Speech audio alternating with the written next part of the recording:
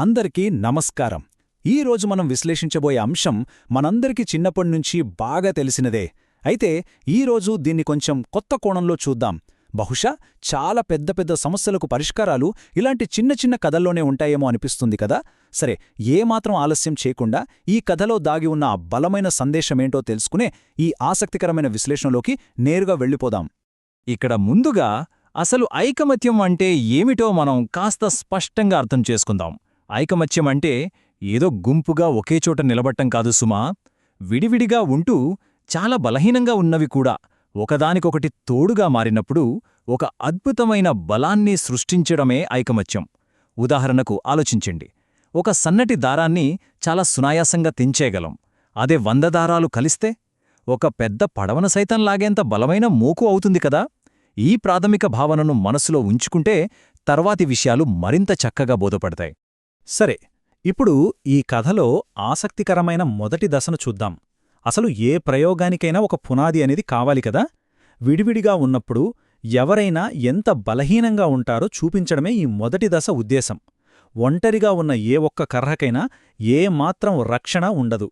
ఆ పునాది, ఆ పరిస్థితి ఎంత దుర్భరమైనదో ఇది మనకు కళ్లకు కట్టినట్లు చూపిస్తుంది. ఆ తర్వాతి క్రమం గమనిస్తే ఇక్కడే అసలైన మలుపుందండి. ముందు విడివిడిగా ఉన్న కర్రల్ని ఒక్కొక్కటిగా చేతిలోకి తీసుకున్నారు. టప్ టప్మని చాలా సులభంగా విరిచేశారు. ఏమాత్రం శ్రమ అనిపించలేదు.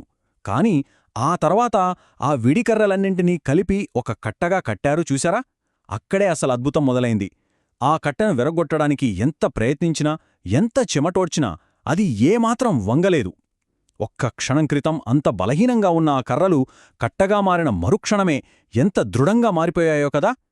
ఇప్పుడు ఈ రెండు పరిస్థితుల మధ్య ఉన్న ఆశ్చర్యకరమైన వ్యత్యాసాన్ని ఒక్కసారి గమనిద్దాం.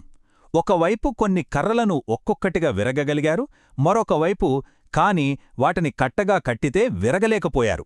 ఇక్కడ ఆ కాని అనే ఒక్క పదం మొత్తం పరిస్థితినే మార్చేసింది. ఒంటరిగా ఉంటే ఏ గాలికైనా ఎగిరిపోతాం, అదే కలిసికట్టుగా ఉంటే కొండనైనా ఢీకొట్టగలం అని ఈ చిన్న ప్రయోగం మనకు ఎంతో అద్భుతంగా వివరిస్తోంది. మరి ఇదంతా ప్రత్యక్షంగా చూస్తున్న పిల్లల పరిస్థితేంటి? వాళ్ల బుర్ర ఒక్కసారిగా వెలిగిపోయింది.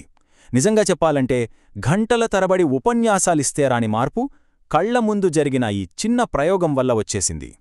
కలిసి ఉండటంలోని గొప్పదనాన్ని వాళ్లు క్షణాల్లో గ్రహించేశారు. చూశారా, కళ్లతో చూసి నేర్చుకుంటే ఆ ప్రభావం ఎంత బలంగా ఉంటుందో.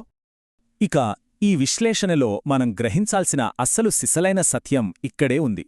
నీతి ఐకమత్యంలోనే బలముంటుంది. ఇది కేవలం చిన్నప్పుడు పరీక్షల్లో రాయటానికి నేర్చుకునే ముగింపు వాక్యం మాత్రమే కాదు. మన జీవితాంతం గుర్తుంచుకోవాల్సిన ఒక గొప్ప సూత్రం. ఒక కుటుంబంలో అయినా, మనం పనిచేసే చోటైనా, లేదా విపత్తులొచ్చినప్పుడు ఎదుర్కొనే సమాజంలో అయినా మన అసలైన బలం మన కలయికలోనే ఉందని ఇది బలంగా నొక్కి చెప్తోంది. సరే, ముగించే ముందు ఒక్కసారి ఆలోచిద్దాం.